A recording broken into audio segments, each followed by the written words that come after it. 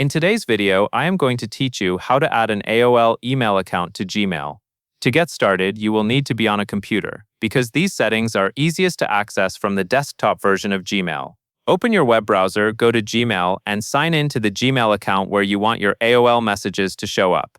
Once you are in your inbox, take a moment to make sure you are using the correct account, especially if you manage more than one Gmail address. Next, look to the top right corner of Gmail and click the gear icon. This opens the Quick Settings panel. From there, select See All Settings. This is where Gmail keeps the options for connecting other email accounts and controlling how mail is handled.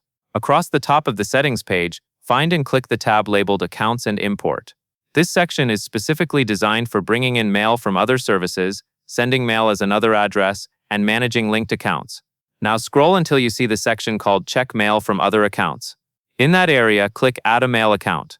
A small window or pop-up will appear, and this is where you will enter the email address you want to connect. Type in your AOL email address carefully, then click Next. Make sure there are no extra spaces and that the address is spelled correctly, because even a small typo can prevent the link from working.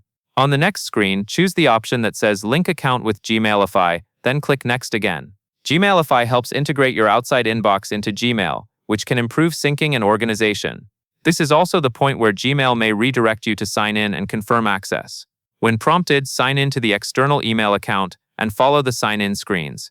You may see a permissions page that asks you to approve access. Click Yes or Allow to grant permission, so Gmail can link the account and retrieve mail properly.